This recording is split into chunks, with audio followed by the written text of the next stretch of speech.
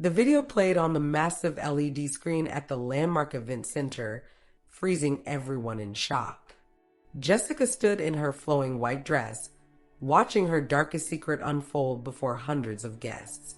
Her mother's piercing scream cut through the silence. 6 months earlier, Jessica Anderson was the rising star of Victoria Island's tech scene. At 28, she'd already made Forbes Africa's 30 Under 30 list for founding a successful fintech startup.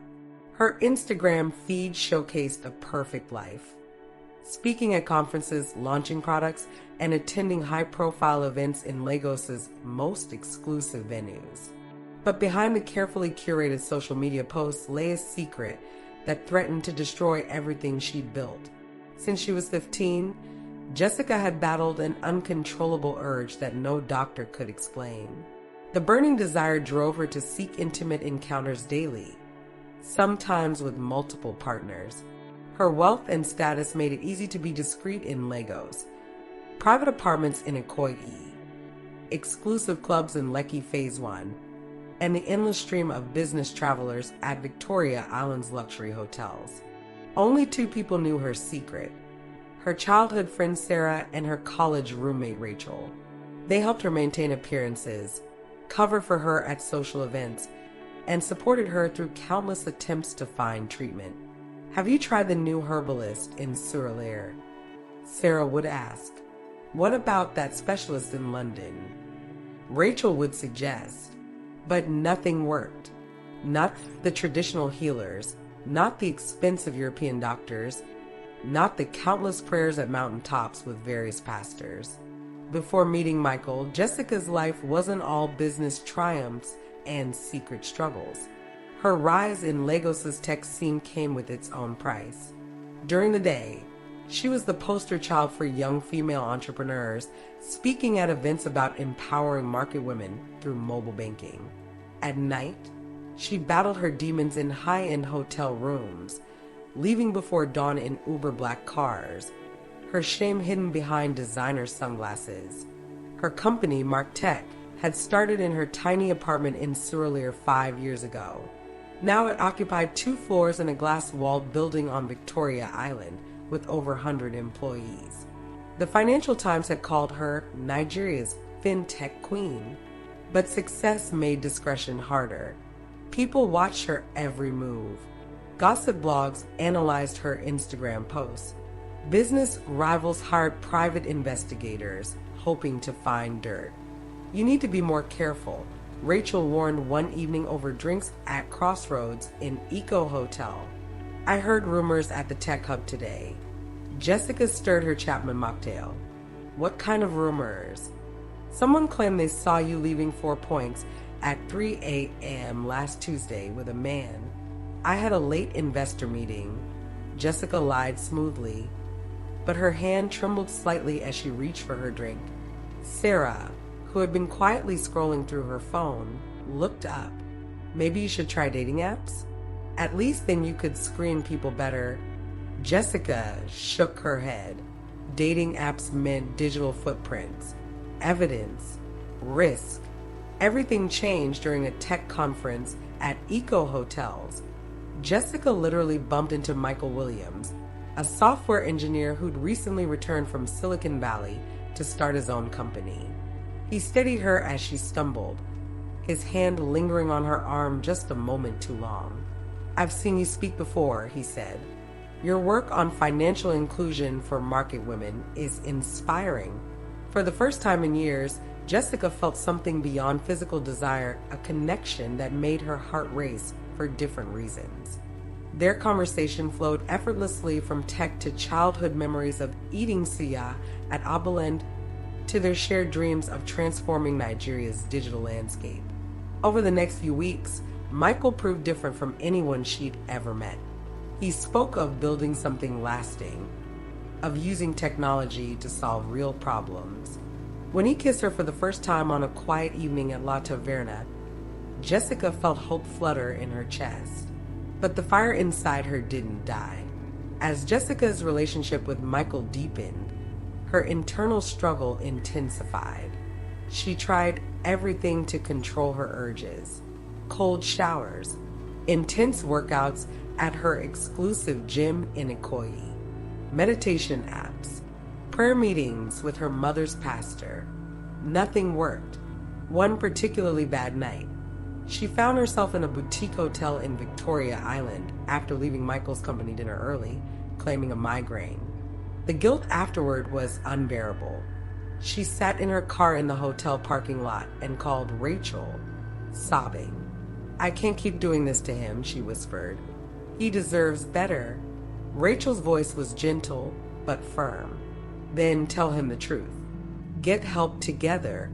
You know I can't. His family is so traditional. His mother is already suspicious of me being a CEO, saying it's not a proper role for a future wife." Jessica wiped her tears, smearing expensive mascara across her cheeks. "If they knew about this, they'd think I was possessed." Later that week, Michael surprised her by cooking dinner at his apartment in Banana Island. As they ate jollof rice and grilled fish on his balcony overlooking the ocean, he talked about their future. Dreams of building a tech empire together, having children, growing old side by side. Jessica smiled and nodded, but inside, she was screaming. 3 months into their relationship, Michael proposed at a rooftop restaurant in Atlantic City. Legos sparkled below them like scattered diamonds, and tears streaked down Jessica's face as she said yes. That night, she confided in Sarah and Rachel at their regular spot in Victoria Island. "He's different," she said, twisting her new engagement ring.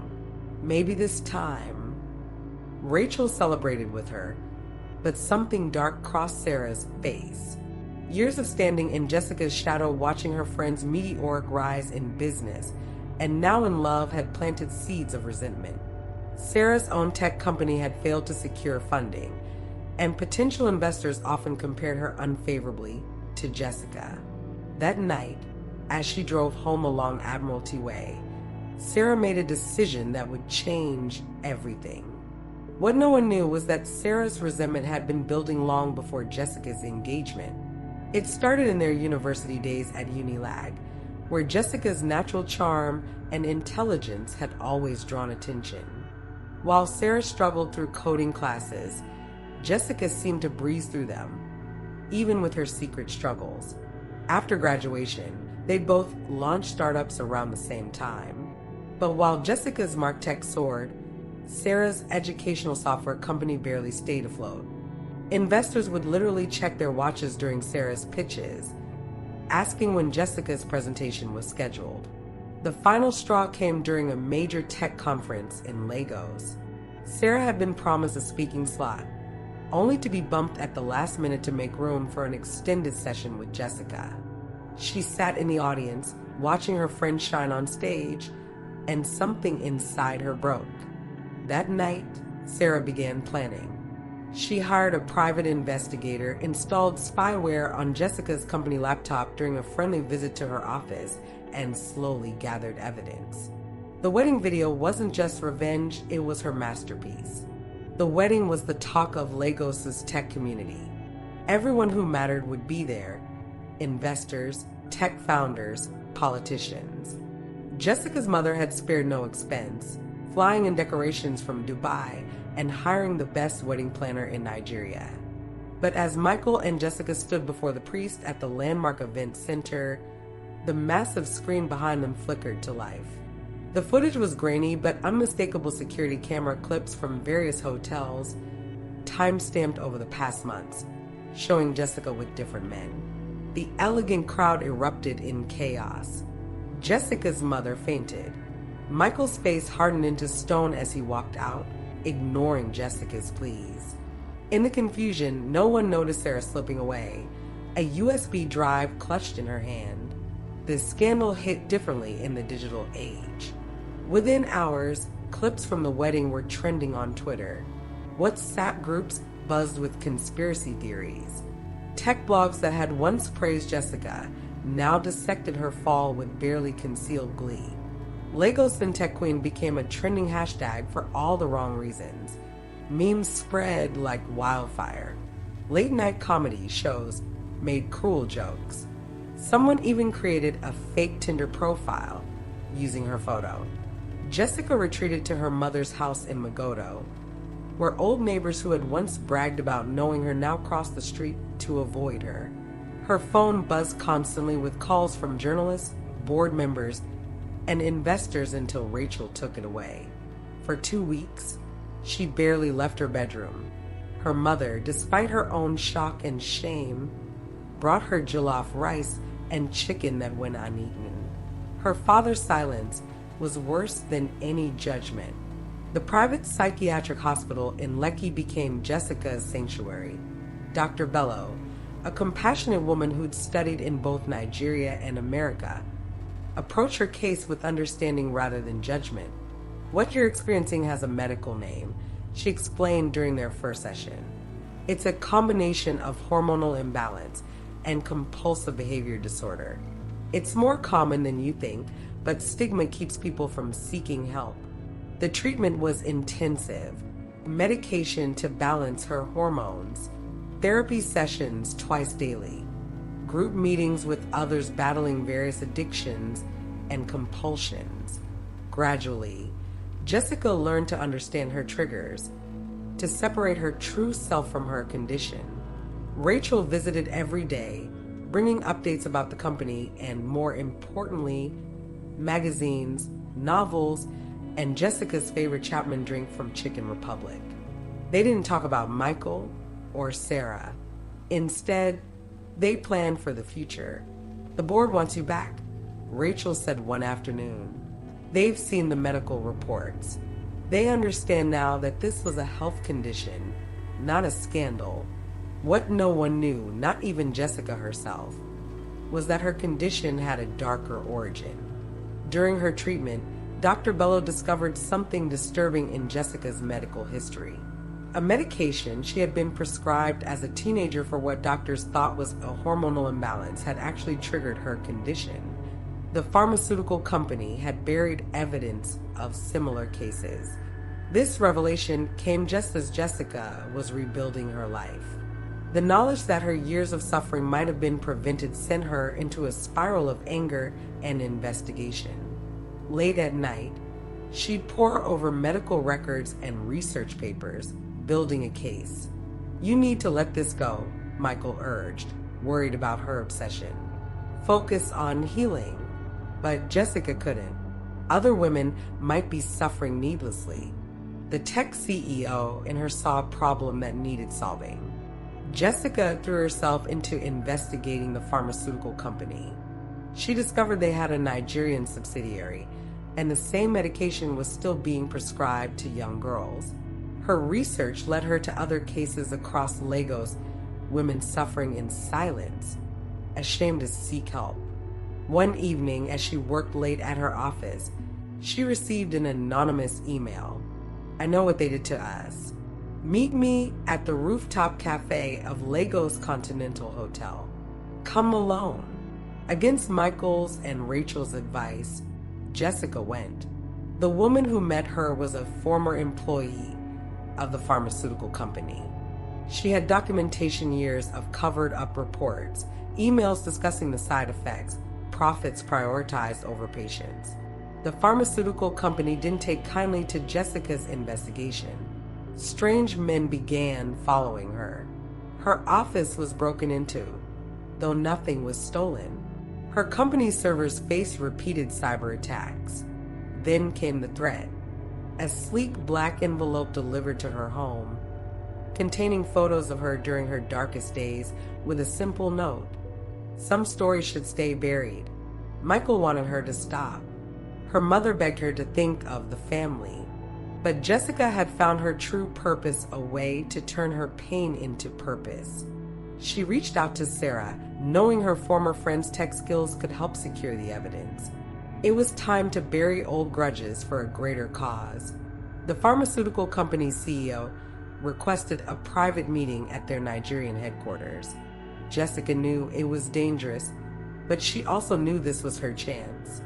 She wore a recording device, carefully concealed in her jewelry technology developed by her own company. Sarah monitored the feed from a nearby cafe, ready to upload everything to secure servers. The CEO was smooth, practiced. He offered her a deal of position on their board, wealth beyond imagination, if she'd drop her investigation. "You're a businesswoman," he said. "Surely we can find an arrangement that benefits everyone." Jessica smiled, thinking of all the women like her, suffering in silence.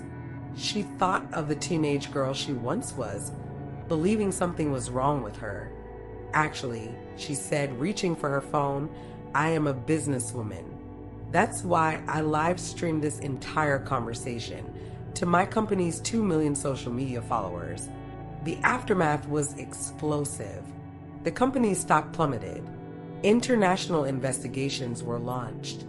Jessica testified before government committees, her voice steady as she told her story. 2 years later, Jessica stood on an even bigger stage, the World Health Organization in Geneva. Her story had sparked a global conversation about medical transparency and women's health. MarkTech had evolved, launching a healthcare division focused on tracking and reporting drug side effects. Sarah headed the cybersecurity division, her redemption found in protecting others' stories. Rachel had become CEO of her own health tech startup with Jessica as her first investor. And Michael, he stood backstage, their 6-month-old daughter sleeping against his chest, as Jessica addressed the world's leading health experts. Their love had not just survived, it had thrived in the face of adversity. The fire that had once consumed her had become a beacon, lighting the way for others. In the end, her greatest wound had become her greatest gift to the world. That evening, in their hotel room overlooking Lake Geneva, Jessica cradled her daughter while Michael worked on his laptop. A news alert popped up on her phone. Another pharmaceutical company was under investigation, thanks to data from MarkTech's reporting system. "No regrets?" Michael asked, watching her read the alert. Jessica looked at her daughter, then at her husband, thinking of the long journey that had brought her here. "Not one," she said. "Every step led me exactly where I needed to be." The Lagos girl who had once lived in shadows now cast light for others, proving that our deepest struggles often hold the seeds of our greatest purpose.